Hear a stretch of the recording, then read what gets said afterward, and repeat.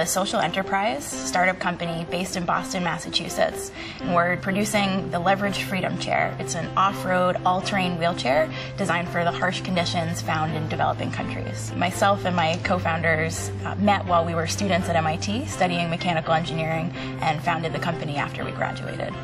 I kind of fell into a project of assessing wheelchair technology for an organization that teaches people how to make wheelchairs in Tanzania. And what struck me during that summer is that the products that were on the market left a large gap, particularly for people who lived in village areas. From the time that we've all spent abroad, we've really gotten to understand the challenges that people are facing.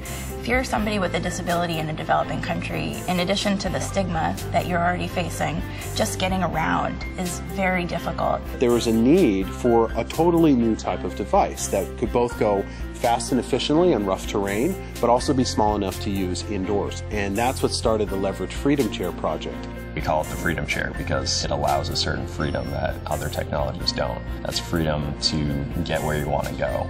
That's freedom to hold a job. Our goal at Grid is to make products that meet the needs of users. SolidWorks is a natural extension of that ideation process. We've got a design problem and functional requirements that we want to reach. We need it to be rugged. We need it to go off-road. We need people to be able to use this thing all day. A lot of the dimensions and features of a wheelchair are interdependent. You want to have the center of gravity in just the right spot, but moving it affects the size of almost every tube on the chair. And SolidWorks allows us to just change in a couple of numbers in the sketch, and having everything update gives us the flexibility to make the right decision and not just the easy decision. How could we make a mechanical system that would be kind of like a mountain bike for your arms, that could enable you to go fast and efficiently on flat ground, but give you enough torque, to climb steep hills in sand and mud? We could just have a lever system where we grab at different points on the lever to change the effective length of the lever. So if we needed to get a lot of torque and a lot of leverage, you grab high on the lever, you can go through mud and sand, and if you want to go faster, you grab low on the lever, and you can push through a big angle every stroke. As we were traveling across the developing world, we saw just how common bicycles were. Everything that moves on the LFC is a bicycle part. It's something that is really inexpensive, but also very precise.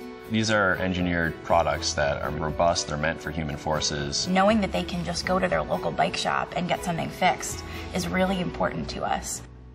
One of the parts that's going through a redesign right now is the seat of the wheelchair. The seat plate is made out of welded steel tubes. The issue, though, is that it requires a lot of labor to put together that we'd like to phase out as we move to higher volumes.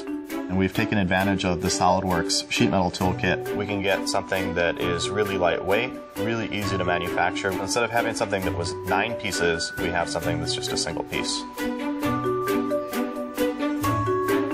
We're going through a new design process now to make a lighter weight, easier to manufacture footplate that we can use in the next generation of wheelchairs. So we've modeled this up to simulate the person transferring all of their weight on one side of the footplate. It's kind of a worst case scenario for us.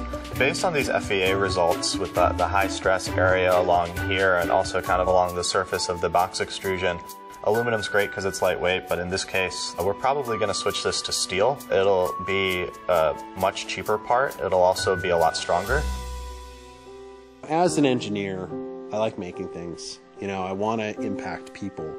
But with this project, we witness impact on people, very much firsthand. I remember one guy in particular, his name's Ashok. He lives in Jaipur in Rajasthan. Several years ago, he fell from a tree and sustained a spinal cord injury. Until that point, he had been running a really successful tailoring business in his small village. He was sent home in a very standard conventional wheelchair that he just couldn't push down the road to get to his shop. He went from being the breadwinner of his family to a burden. When we met him, he got in his LFC and he started racing around, and the very next day he went down to his shop and reopened it. He's back in business, he's taking care of himself and he's taking care of his family, and he's showing everybody how independent he is. For us to be a part of that is just amazing, and I want to bring that to as many people as we can.